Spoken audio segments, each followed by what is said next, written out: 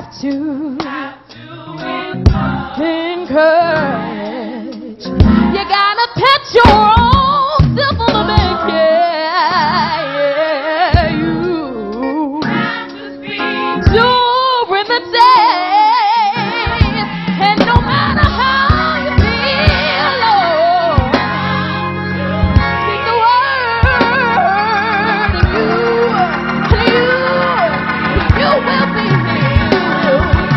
Speak over yourself, encourage yourself in the Lord.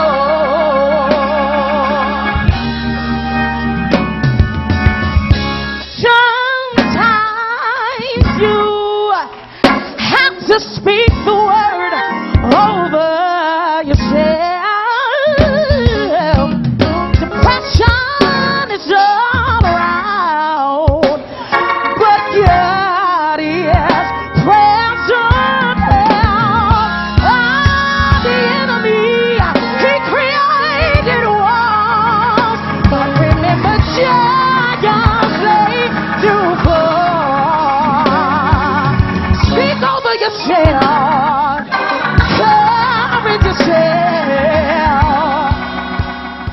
What God has placed inside of us. If we're going to experience unconventional acceleration, we have to stop awaiting for the approval from man. The only approval that we need is God's approval. If God told you to go, then you must go. If he told you to build, then you have to build. It may not make sense to you, but it's okay because you're walking in unconventional acceleration. It's unconventional. It's not supposed to make sense.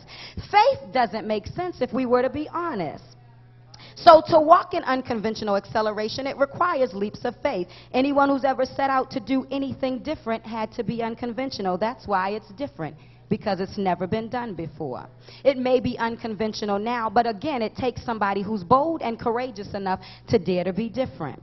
Many of us say all the time we want to be different, but I don't know if we really understand what it means to be different. Are we really bold enough and courageous enough to be different? I think when we say we want to be different, we mean, okay, we're going to church on 4th Sunday and it's our burnt orange and brown day. I hope don't nobody got this burnt orange jacket on. I hope I'm the only one with this burnt orange jacket. I hope don't nobody got this suit on. I hope don't nobody got this bag. That's the kind of different we want to be. But are we willing to be bold enough to be unconventional, to be different for God? Not to be different in what we wear and our outside, but to be different with what we wear and our inside. Are we bold and courageous enough to truly be different? Because being different will cause you to stand out.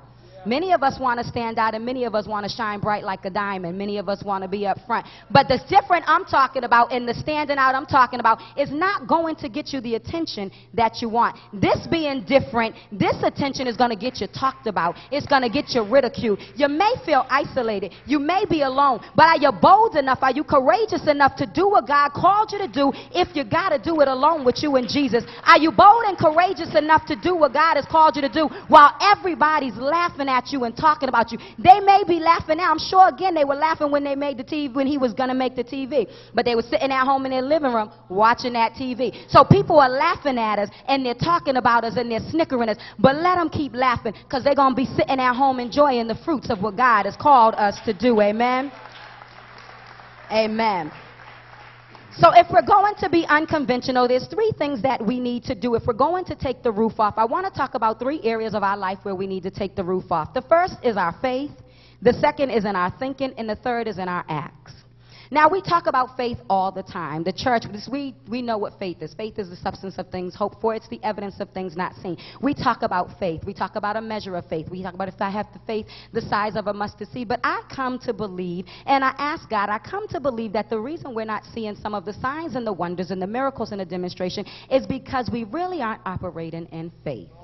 If the truth be told, we're operating in this wishy-washy kind of wishful thinking type thing.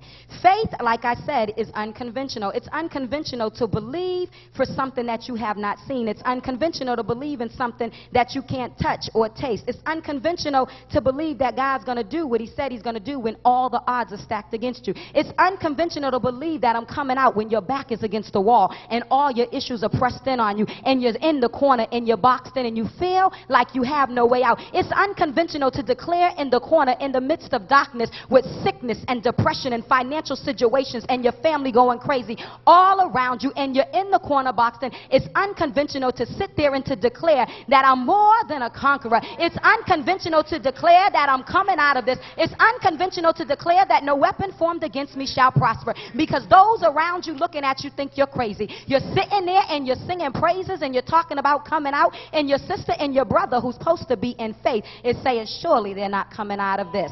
It's unconventional to believe God when all odds are stacked against you, but God is calling us to have that kind of faith. Again, we've made faith very conventional. We made faith something that we have. Oh yeah, I have faith and I believe that God is going to do it, that God's a deliverer, that God is a way maker when I got money in the bank, when I got a job. Tell me, do you have faith and do you believe that God's a provider and that he's a way maker when your money has dried up?